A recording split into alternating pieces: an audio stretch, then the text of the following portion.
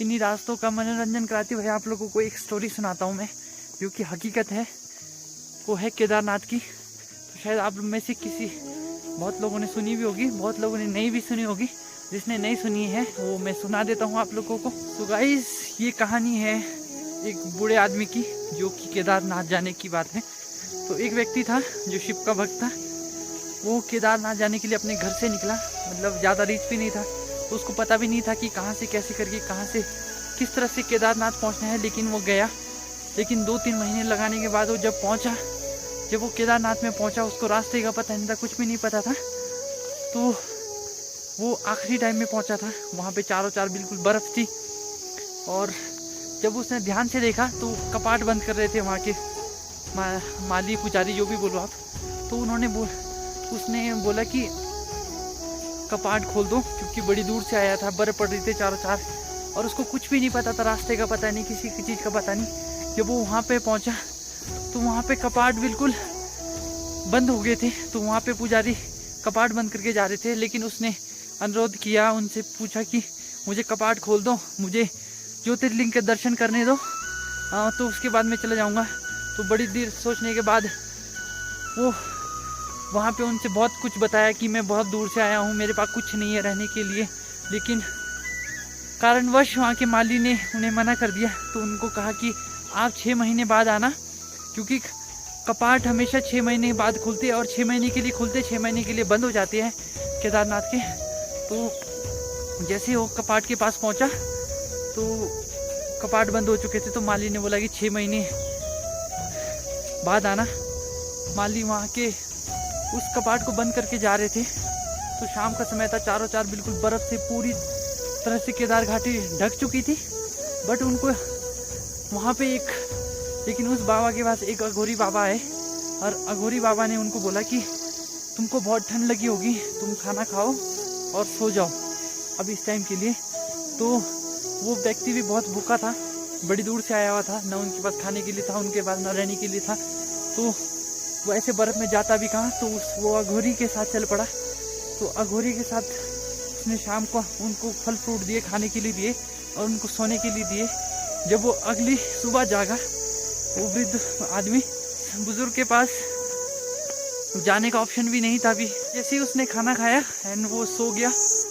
But जब वो अगली सुबह हुई तो जब वो बाहर उठ के देखा तो चारों चार कहीं भी बर्फ़ नहीं था। और जैसे ही बाहर जाके देखा उसने तो कि कपाट खोलने के लिए वहाँ पे वही माली पहुँच रहे थे और चारों चार लोग थे। तो वो समझ नहीं पाया कि एक ही रात में इतनी जल्दी बर्फ़ भी हट चुकी है, सब कुछ हट चुका है। तो इस तरह से उसने उसी माली को देखा और उस माली के पास गया हो। तो उन्होंने बोला कि आज क्या कपाट खुल जाएंगे? उसने माली से पूछा। तो हाँ, उसने पूछा कि हाँ आज कपाट खुलेंगे। लेकिन फिर उस इंसान ने बोला कि मैं तो कल शाम को सोया हुआ था, लेकिन आपने बोला था कि ये तो 6 महीने बाद खुलेंगे, तो ये आज कैसे खुल रहे हैं? तो उसने बोला कि आज 6 महीने हो चुके हैं उन माली ने, और आज कपाट खुलने हैं। लेकिन वो समझ नहीं पाया। और फिर उसने उन माली से पूछा, बुजुर्ग ने, तो मैंने कल शाम को आपको तो पूछा था कि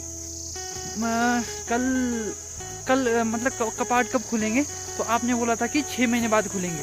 तो उस बुजुर्ग ने बोला कि मैंने कल शाम को पूछा हुआ था उनसे। तो उन माली ने अपने दिमाग में जोर डाला। तो उन माली ने जब उन्होंने जोर डाला तो उनको याद आया कि उन बुजुर्ग ने पूछा था।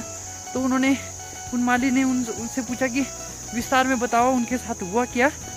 तो उन बुजुर्गों ने बताया, जो बुजुर्ग शिव भक्त थे, कि तुम्हारे साथ क्या क्या हुआ शाम को, तो बताओ। तो उन्होंने जब माली को बताया कि शाम को कोई अघोरी बाबा आए थे, जिनके गले में रुद्राक्ष पूरे अघोरी रूप में थे। उन्होंने मुझे खाना खिलाया, सुलाया, और उनके वेशभूषा पूरा अघोरी वाला था, सब कुछ अघोरी वाला था। उनके पूरे विभूत मले हुए सब कुछ अघोरी वाला था।